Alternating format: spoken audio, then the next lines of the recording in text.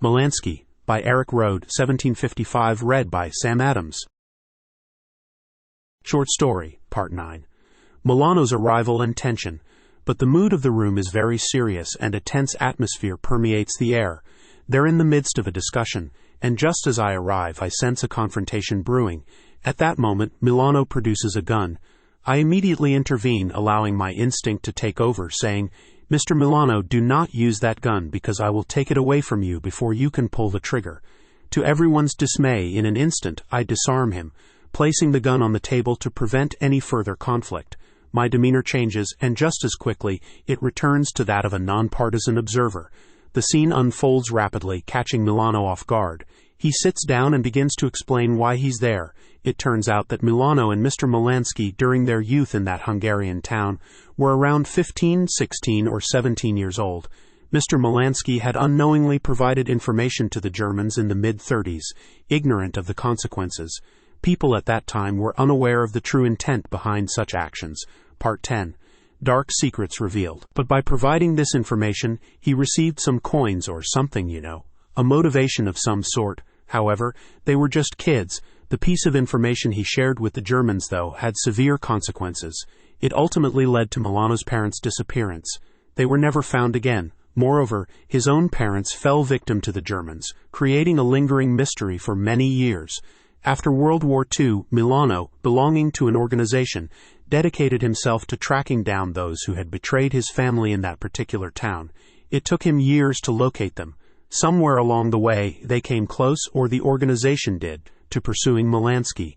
Unfortunately, instead of capturing him, they inadvertently killed his son and daughter-in-law, leaving Malansky paralyzed. This revelation served as the backdrop to the tragic events involving Alina's parents. Short Story, Part 11. Karma and Consequences.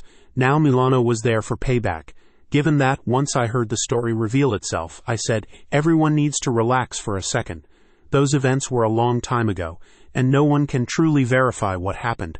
Both of you were very young at the time, and the circumstances were extremely unfamiliar to everyone involved. Now, if Mr. Malansky indeed did what you're saying he did, or if his information directly or indirectly led to the death of your parents, he has accumulated karma for that. Whether he has paid or is yet to pay, he will face consequences for sure. If you choose to execute him, you will incur karma and have to face consequences as well. As they were in the midst of this conversation, the door opened, and a young man entered. It turned out to be Milano's grandson, Roberto, who also happened to be Alina's friend, called Roger from the university. Elena met Roger initially as a summer exchange student from Canada who had changed his status to a transfer student due to his enchainment with Italian culture. Surprisingly, they had no knowledge of each other's family history despite being classmates, and they had secretly fallen in love. Part 12. Resolution and Destiny. So, there's a big shock on Alina's face and then on this boy's face as we're talking about this. At that moment, I paused. I said, "Elena, why don't you go out with this boy, Mr. Milano's grandson, whose name turned out to be Roberto, a.k.a. Roger," I suggested. "Elena, why don't you and Roberto, better known to you as Roger, go outside and let us finish our talk here?" Then I continued explaining what karma is and emphasized that it's not our job to execute or seek revenge. At that given moment, as I spoke, it noticeably lightened the mood for both of them, seemingly relieving them from the vendetta of the past.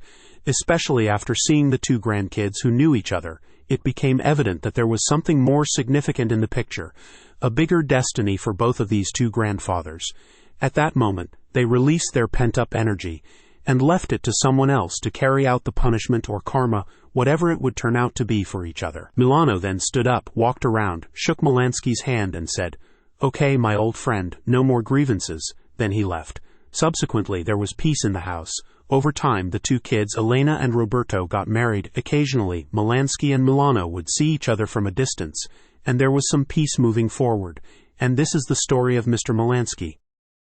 Malansky, by Erik Røde, 1755, read by Sam Adams.